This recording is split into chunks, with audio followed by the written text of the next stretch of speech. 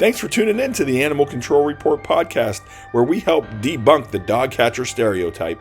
A lot of times people think it's the dog catcher when they hear about animal control officers, but here on the Animal Control Report, we change that by taking you inside the day-to-day operations of animal control officers.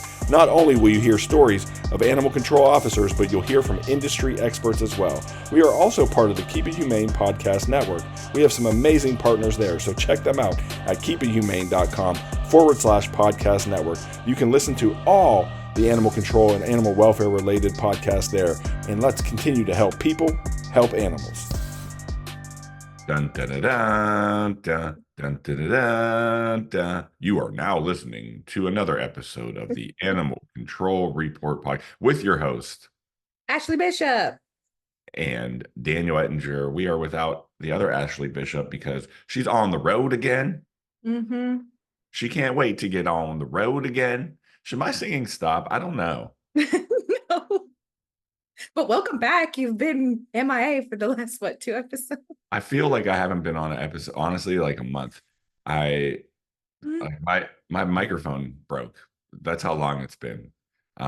So yeah, I appreciate y'all holding down the fort. And that's the beauty of having multiple hosts, is because, if something pops off, you can just fill in and it's no biggie. So thank you for holding down the fort.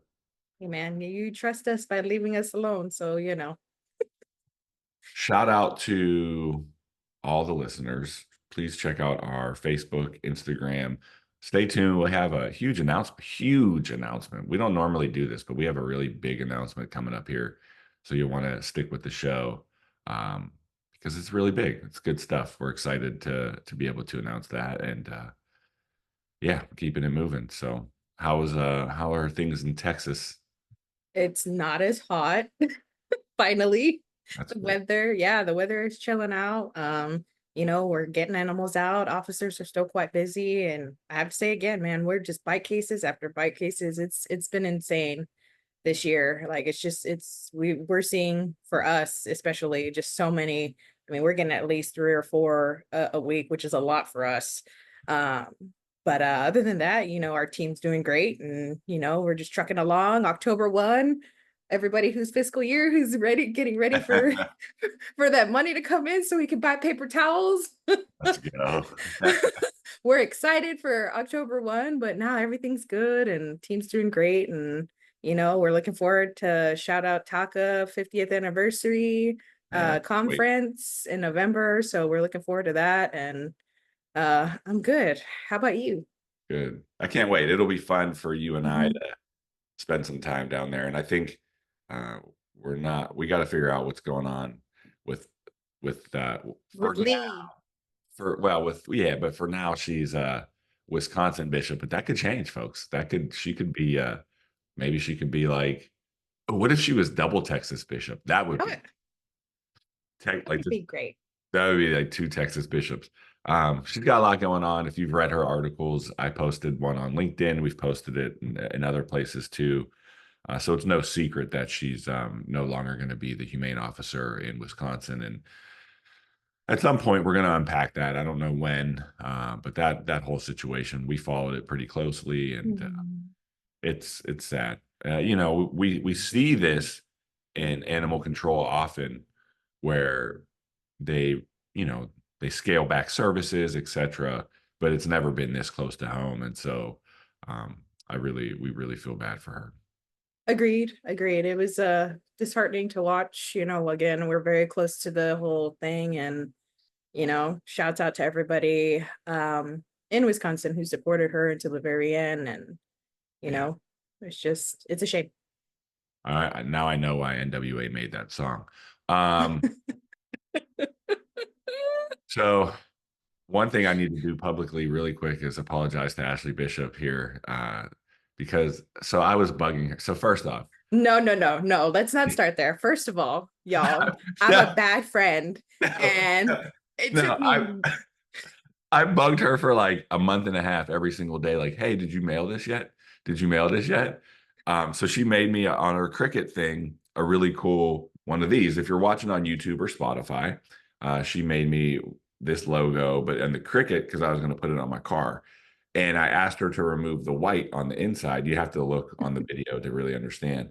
But I asked her to remove the white, which made it really frail around the edges. And so when I peeled it off the backing, this part right here snapped. And I was like, all right, we're cool. I got this. I can do it. But when I continued to peel it off, it folded over on itself, and then it stuck on the horse's face and was really, really sticky. And so when I tried to get it off the horse's face, it tore the paint off, and I cried for about an hour.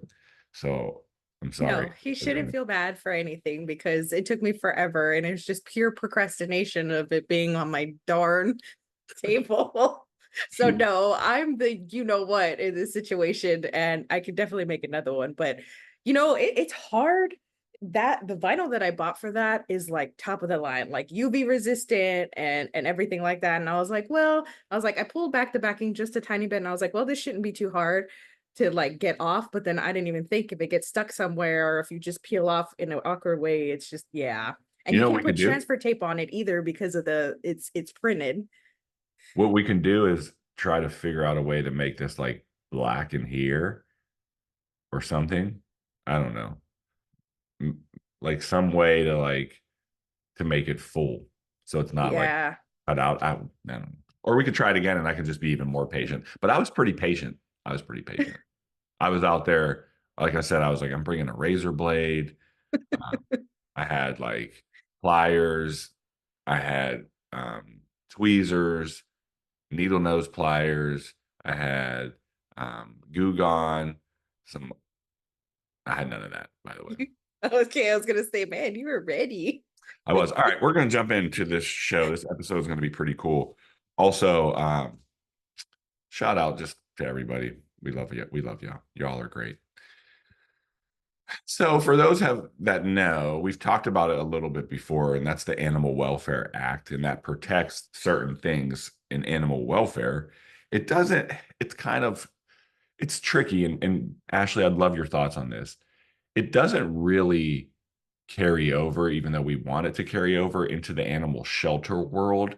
The Animal Welfare Act is more for like puppy mills, which we're going to talk about here, breeders, um, Research facilities. yes, exhibits, etc. Hmm. But it is the gold standard of care, like access to display normal behavior, freedom from hunger and thirst, freedom from pain and distress, that type of stuff. We've Hmm. talked about it before. And in this case, it actually is going to get cited a lot. And so I wanted to bring it up. So we're going to read a case, and we're going to start in 2023, April 2023, from the Iowa Capitol Dispatch. And the title is Animal Welfare Group Calls for Criminal Charges Against Lee County Puppy Mill. Also, just side note, I had a dream, probably in preparation of this show, that I could not read an article. It was the most craziest thing. Like the words were in front of me. And I know I'm not the greatest. I get it. I know I'm not the greatest reader when it comes to that. And there's going to be a lot of editing involved in this. But I literally couldn't read. It was very bizarre. That's awful. I It was can't. Oh it was no. it was awful. Again, Iowa Capitol Dispatch. This is April of 2023. Animal welfare advocates are asking Lee County officials to consider filing criminal charges against one of Iowa's largest dog breeders. Also, pop quiz: what state is known as the puppy mill capital of the country? It's in this area. It's in the Midwest. Minnesota. Missouri. Missouri. Damn, I knew it was one of the M's. Earlier this month, the U.S. Department of Ag suspended the breeder's license of Steve Kruse, whose Stonehenge kennel located at 2345 Highway 16 in West Point. In its notice to Kruse, the USDA said the 21-day suspension was based on the agency's conclusion he had willfully violated the Animal Welfare Act regulations and was failing to meet minimum standards for licensing. For years, Kruse has operated one of the largest dog breeding businesses in Iowa. As of March, he had 718 dogs in his rural Lee County location, according to federal inspectors. In recent years, he had been cited for numerous violations and repeatedly appeared on the Humane Society of the United States annual list of the nation's 100 worst dog breeders. We need a copy of that. That sounds actually really cool. 100 worst dog breeders. Why? We should just put them all on there. Unless, okay, I take that back. Unless you're a responsible breeder. But in December of 2015, Kruse received a 21-day USDA license suspension after throwing a bag containing 2 dead puppies at a USDA inspector. During a March 7th inspection of Stonehenge kennels, inspectors cited Kruse for several violations, including repeat violations for providing inadequate veterinary care, which is, again, a requirement of. In the Animal Welfare Act, you can check it out. It's actually an 8 or 9, I swear it's something like that. It's a pretty big document. It's lengthy, but it covers all that. Yeah. In response to the USDA's decision to suspend Kruse's license, Mindy Callison, the founder of the Iowa-based animal welfare group called Bailing Out Benji, wrote to Lee County Sheriff Stacy Weber and Lee County Attorney Ross Braden last week and asked them to consider charging Kruse with violating Iowa's animal welfare laws.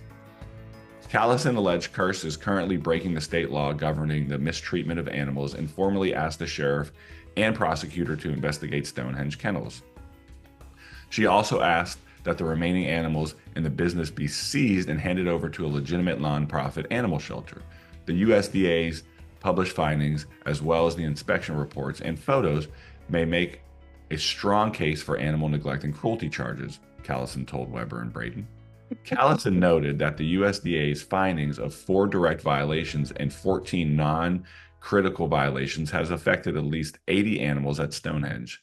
She provided Weber and Braden with copies of relevant USDA inspection reports, as well as photos taken by federal inspectors. Weber and Braden could not be reached for comment on Monday. In the past, Sheriff Weber has worked with licensed breeders in the county in efforts to crack down on unlicensed breeding operations in Lee County. I want to talk with lawful breeders in our county, Weber told the Penn City Current last spring. I want to sit down with them and pick their brains about this. These black market breeders become competition and the legit breeders abide by the law. Okay. He told the Hawkeye that our commercial breeders that do this professionally in our county, the big ones, we don't have any trouble with because they're monitored by the state and they welcome us into their facilities whenever we want to stop by. Weber's comments followed the arrest of David and Gina Sams of Argyle, who were alleged to be confining more than 80 dogs and dozens of hamsters inside their home. The couple allegedly sold the dogs online through an online puppy finder while operating under the name Sam's Angel Pies. What? By operating under the name Sam's Angel Pies. That sounds like a weird dog rescue name. I was gonna say that's a little odd. Deputies and animal welfare organizations seized 42 of the couple's dogs and similar number of hamsters. They were each charged with 7 counts of animal neglect. Pursuant to a plea bargain, 3 counts were later dismissed, and David and Gina Sams each pleaded guilty to 4 counts of simple misdemeanor neglect. They were each sentenced to a 40-day suspended jail sentence and each ordered to pay $1,710 in fines plus $1,460 in court costs and $1,500 in restitution. Okay. Let's unpack a little of that. So that's April 23. And what I love your take, but what I gathered was the state or the sheriff is like, like if you're a responsible big breeder, then you're fine. But if you're like, just a black market breeder, those are the ones that we have issues with. Which is insane because we all know, at least us in this industry know that that's not true. And if you guys happen to find this article, or if we'll post it in the show notes, there's a picture of this compound. Like that's literally what it is, a compound of this place. And I just, it's insane to think that if this person was already on the radar with the USDA, how is it that the local agencies are not catching up on any of that? Well, can we talk about perspective too? Because this is Iowa. Okay. So first and foremost, there's that. It's a very agricultural based community.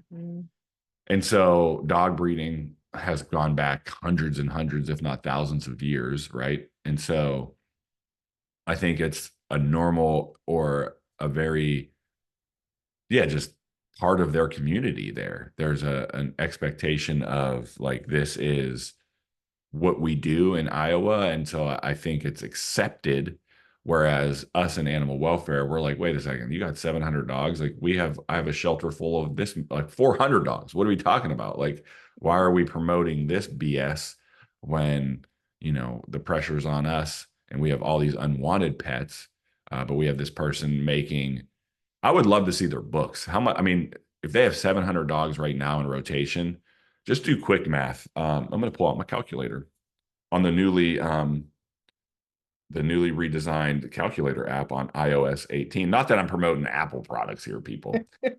So 700 dogs. What is the average price do you think they sell a puppy for?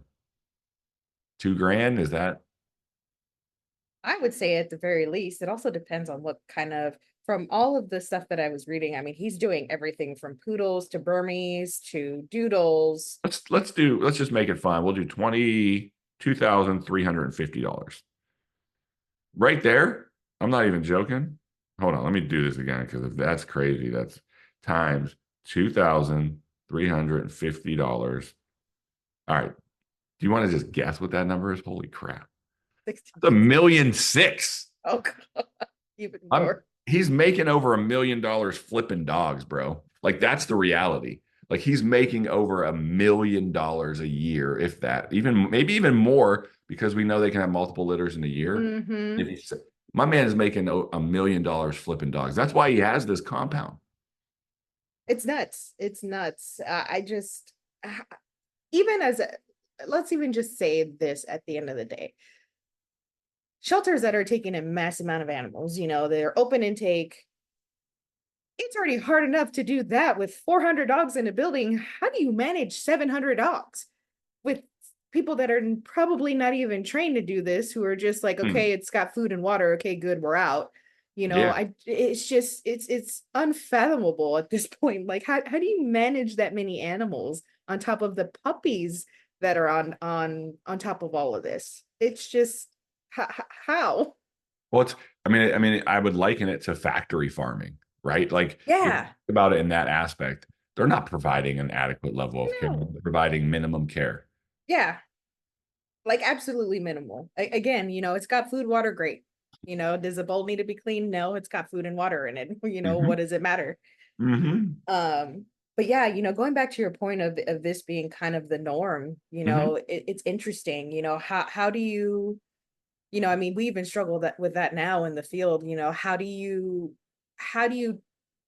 teach somebody empathy for companion animals, where it's beyond, it's just a dog or it's just a cat, there's just minimum standards of care, where you prevent the suffering and uncomfortableness and, hunger and stress. And, how do you teach that to somebody? It's hard.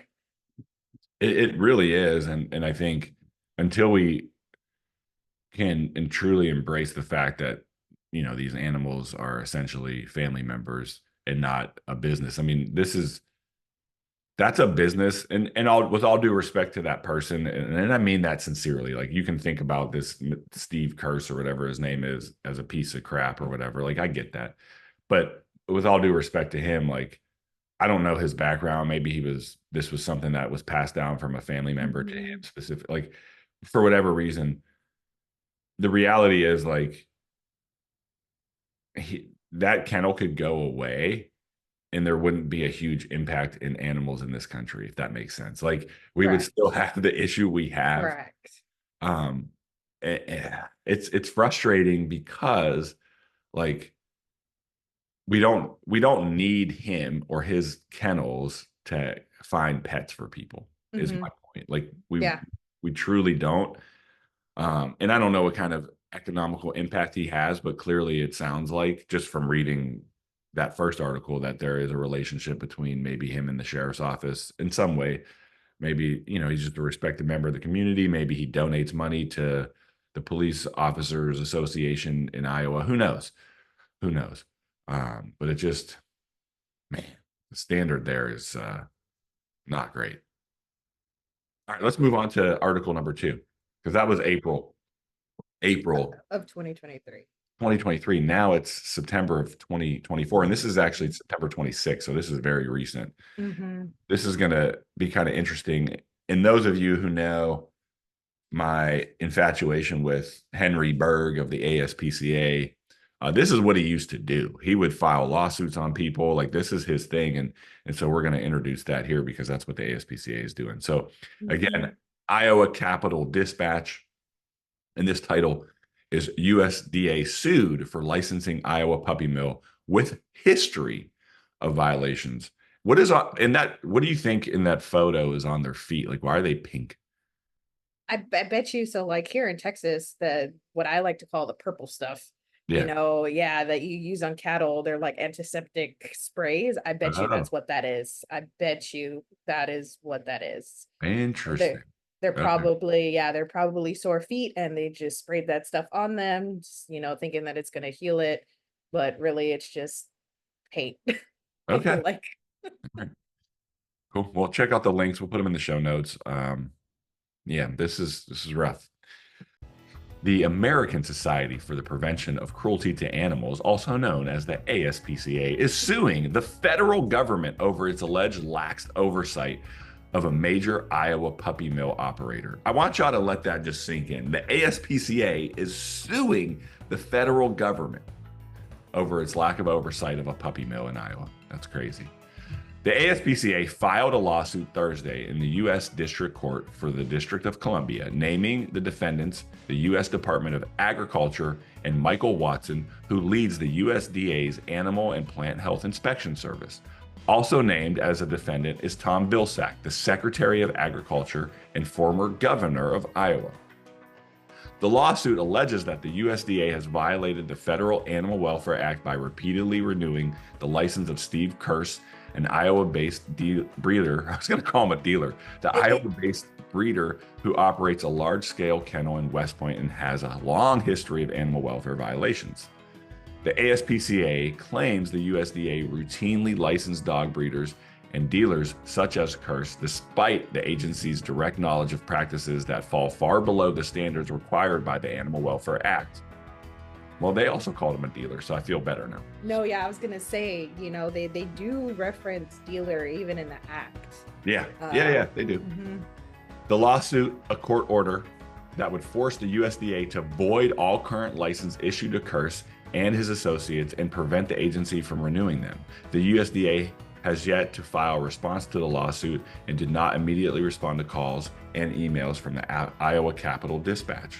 According to the ASPCA, the USDA's own inspection reports detail horrific treatment of breeding dogs kept in cages in Kruse's massive West Point, Iowa operation, which typically holds more than 700 dogs. The inspector's reports document observations related to dogs limping and suffering from open, bleeding wounds, dogs with untreated eye infections or severe dental issues, painful fur matting, and lack of veterinary care. The USDA also alleged Kruse poured hot sauce. Let me say that again. The USDA reports also allege Kruse poured hot sauce on dogs' open wounds. I just got to stop. They're eating the dogs. They're eating the dogs. That's what I first thought of when I read that. Oh my God. Our generation is great. The USDA reports also allege Kruse poured hot sauce on a dog's open wounds to keep the dog from licking them and housed other dogs in cages so small they restricted the animal's freedom of movement. The dogs also had fecal matter on their coats and in their food bowls, the USDA inspectors alleged. During one inspection, Kruse was alleged to have thrown a bag of dead puppies at a USDA official, but he had continued to operate his dog breeding business under the USDA licensure. In addition to licensing Kruse directly, the lawsuit alleges the USDA has knowingly and unlawfully issued separate licenses for commercial kennels on properties owned by Kruse. Those licenses are stocked with Kruse's dogs and sell to pet realtors around the country, the lawsuit claims. Hundreds of Kruse's dogs allegedly cycled through those businesses every month as part of what the ASPCA calls puppy laundering scheme that is intended to conceal the role Kruse plays in supplying puppies to out-of-state realtors.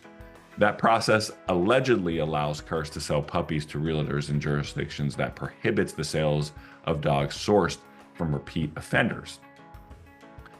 As the Iowa Capitol Dispatch reported last year, the USDA inspector visited a dog breeding kennel in the Van Buren County town Cantrill, it's called Cantrill, late last year.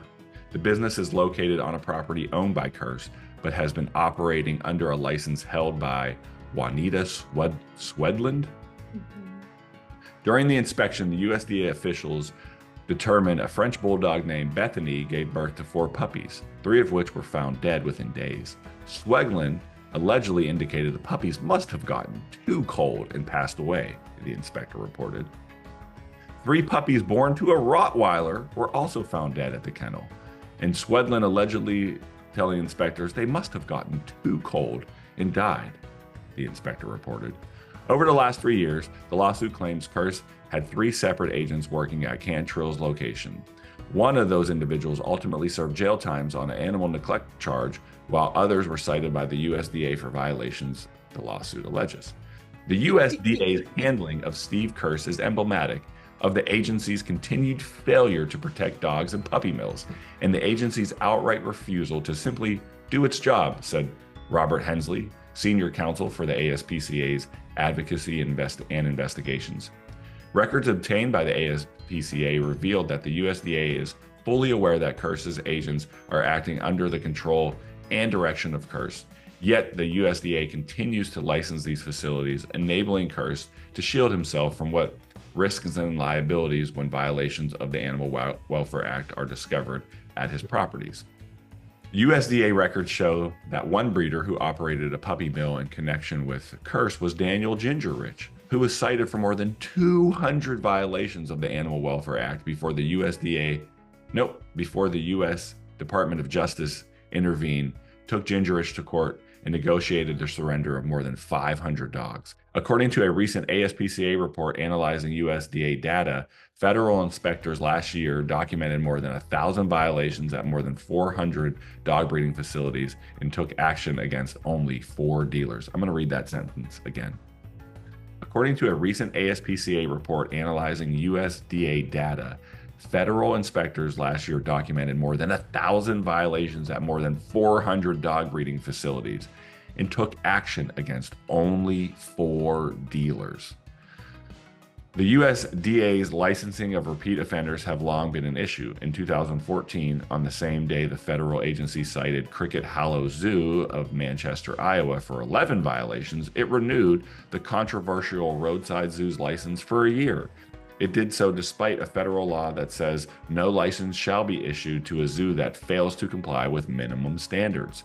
At the same time, the agency defended its actions by noting the law applied only to the initial issuance of a license, arguing that renewals were automatically approved upon payment of a fee.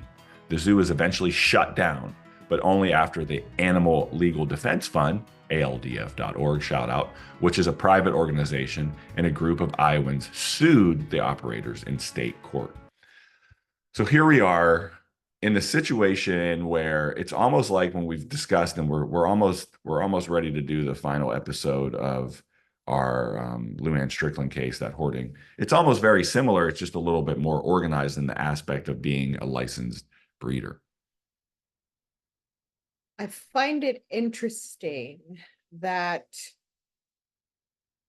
he obviously knows rules and regulations enough to where he's operating these places, but not operating these places. And I put quotation marks because he's got so many properties that are being ran by somebody else, but all that money is being laundered to him, and nothing is still being done, which I find absolutely nuts.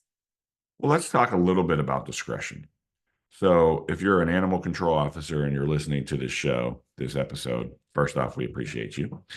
Even if you're not an animal control officer and you're listening to the show, we also appreciate you. But we talk about discretion a lot in the field and in certain aspects of like, all right, is this something that's correctable instead of enforcement? What can we do here to correct this problem? However, 1,000 violations over 400 inspections or 400 agencies and only 4 actionable items, that seems a little bit off, right? Agreed. There's only, I'm sure, I don't know of most states, but like for us, even locally, there's not like a strike rule. So like, if your dog's running at large, so many times, blah blah blah, it's not like XYZ, you're going to be cited for blah blah blah. Things happen where your Sure. discretion comes in, your fence falls over or your dog dug out or whatever the case might be.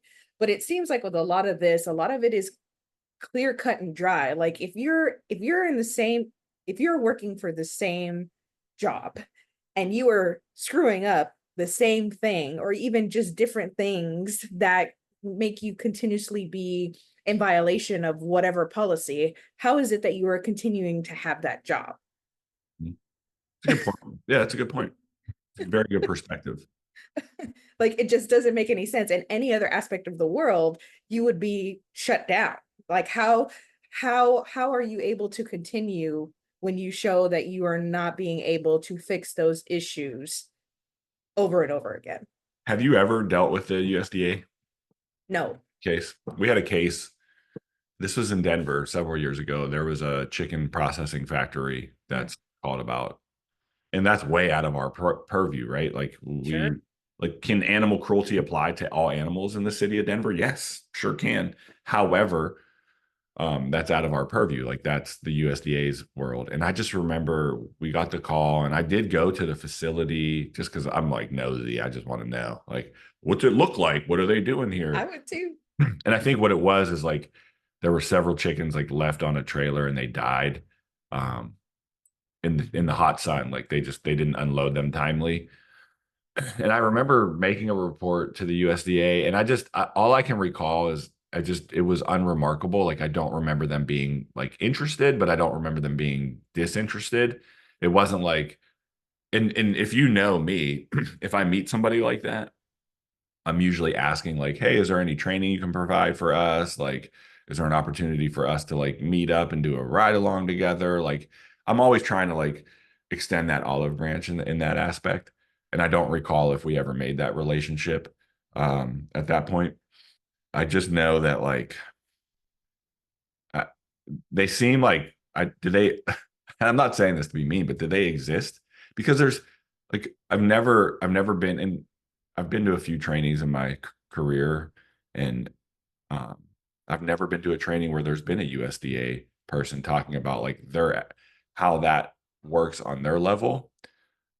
And so I don't know who they are and who they hire, like what is that person, but you're going to read a report from one of the USDA inspectors to give us some insight. It is a fascinating job. Like I think it's very interesting, but like, who are they? Are they just There's like, a huge disconnect. Like I feel like when somebody hears the USDA, I know yeah, for me personally, if I wasn't working in this industry, I would have been like, oh, well, they're dealing with ag. yeah, It's agriculture and they're dealing with livestock and production of food and those types of things. And I think that's where this huge disconnect comes because even if you go through and you read the Animal Welfare Act, a lot of it again is geared towards ag and yeah, research facilities. There's a 100%. huge disconnect in animal sheltering. And I feel even in this case, breeders and things like that, where it's like the companion animal gets lost in all of this. And it's kind of frustrating to kind of see all of that. And going back to again, there's a lot of different standards with agriculture as well. Something that I would consider probably absolute cruelty is not considered cruelty in the standard of the industry overall. So it makes it a little bit frustrating as well for us who are boots on the ground when we can't really do things about certain situations because of that aspect, because things are done like that in industry standard. Absolutely. And what baffles me is like, as important as I feel animal shelters are in this country and animal rescues and foster based organizations, there's no governing body. And we don't, if we do have a governing body, we don't want it to be this. No, no, because there's such a loss of insight of everything. I just, I see all these pictures of all these mills that, all these dogs are on, wired bottoms. Like how that can't be. I mean, we all know that's not good. Not at all. Not at all. And I just, I think we have to level up. We had a listener reach out, and they're in the process of writing a book, and there'll be more to come on that. but they were really favorable of that idea that we have to um, find ways to make animals part of our tax return at the end of the year, like show that they are valued in this country more than just living in a compound on wire kennels making $1 million, every several months. It's crazy. It's I mean, crazy. this is a human created problem. I mean, Yeah. if we go back to when the human race domesticated animals, I mean, I don't think that the age we're living in, I don't think that they meant for the animals to go through what they're going through right now. Yeah. I mean, You're they pro- they yeah. they they might not, say that their dogs are their children, Mhm. but but I don't know. It's frustrating. It But is. It is. s- so um while we were doing a lot of research for this, or while I was doing a lot of research for all of this, Yeah, while you hooked it up.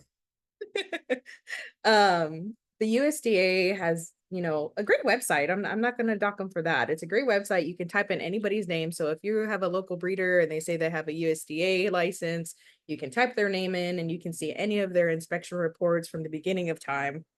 So this inspection report was um done on August 23rd of 2024. So just not that long ago, last week. Yeah. Yeah, or this past week on Monday. So this is for one of Kruse's, or the compound that we were talking about at 2345 Highway 16 in Iowa. So the violation is against 3.11 Section B, cleaning, sanitation, housekeeping, and pest control. It reads, food receptacles are not being cleaned and sanitized as often as needed.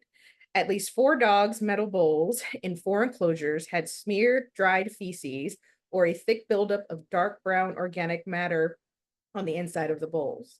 At least 1 bowl contained fresh dog food. Failure to properly clean and sanitize the bowls may result in the spread of infectious diseases, insects, pests, and odors that may affect the dog's health. Used primary enclosures and food and water receptacles for dogs and cats must be sanitized at least every 2 weeks using one of the methods prescribed in paragraph B, section 3 of this section, and more often if necessary to prevent an accumulation of dirt, debris, food waste, excrement, and other disease hazards, to be corrected by August 24th of 2024. This inspection and exit interview are conducted with a facility representative, and then it goes on to just list who were the inspectors. At this point in time, he has 493 dogs, adult dogs, on this compound. Jesus. I mean, it's literally factory farming slash. I mean, like puppy mill factory farming. I think is like pretty much the same thing. Like it is unrealistic. First off, they don't have to like. Could you imagine telling your kennel workers you don't have to clean the kennel only once every 2 weeks? Like, I think about that, and especially here in Texas, because distemper and parvo are rampant. Yeah, Nothing would survive. Nothing, absolutely nothing would survive in our shelters if we cleaned our bowls or our kennels every 2 weeks. There's just no way. it's insane. It It's is. and And it, again, it goes back to, I almost feel like the industry of ag and these puppy mills are kind of put in the same bucket when they're completely two separate things. PD and fire don't do the same thing. While right. they are still public health and safety, it's just it boggles my mind. 2 weeks. When I read that, I was like, excuse me? It's it is mind blowing in the aspects, and I liken it to that. They look at these animals as no different than a chicken factory, right? Like Mm-hmm. that's the truth. And we're a long way from maybe changing that mentality in this country. However, they're kind of the same in some aspects. They're living sentient beings. If you've ever owned chickens, you know they have personalities. They're fun creatures. They're not just necessarily food producing. Tell that to your daughter who has a chicken that's a friend of theirs, or your son who plays fetch with a chicken. Like shit like that is real. Like so, um, I don't want to go down that rabbit hole at this moment. I think it's very interesting, and I'm curious to see what comes of this. The ASPCA has a history of strength when it comes to litigation against animal abusers. And so I'll be curious. The problem that I see, unfortunately for them, that they're going to run into, it's a shell game. And so he Mm-hmm. might get shut down, but other people will just step up in his place. Mm-hmm. And so that's just something that we'll watch and see. And big shout out to the ASPCA. Mm-hmm. Again, Henry Berg is my idol. So we teased it earlier in the show about an announcement, and it's time. It's announcement time. Um, we did this last year, and it was actually pretty darn well received. And we wanted to thank everybody who submitted their um, their Mm-hmm. entries. This year, it's going to be a slightly different. Um, Big shout out to livetrap.com. Tomahawk Live Trap is going to be sponsoring the Animal Control Officer of the Year Award and Animal Control Agency of the Year Award. And what's really cool about it, and one thing that we take a lot of pride in, is you don't have to be a member of anything. You just submit your entries, and there'll be a link on keepithumane.com. You'll just have to go to keepithumane.com and plug in your link. So be on the lookout for that. We'll be accepting entries very shortly. So think about who you want to nominate for that. The parameters will be up there on the website as well. We just want an opportunity for you to be recognized for the hard work that you do. One of the things that will come of this is you'll get an opportunity to be a guest on the program, which isn't the biggest thing, but it gives us an opportunity for you to share your story. We're all about that positive feedback here, and we want to make sure that you get that opportunity to share your story out here in the community. And then there were some trophies last year, and Tomahawk is also going to be doing something special. So it's really cool to have them on board, and just shows that they're, all of us really appreciate the hard work that animal control officers and animal control agencies do throughout the country. And so we just wanted to, again, bring it back. This will be the second Animal Control Officer and Agency of the Year awards for 2024. So keep up the great work. We really appreciate all the hard work everybody's doing. Let's continue to help people Help animals. and keep it humane. Keep it humane.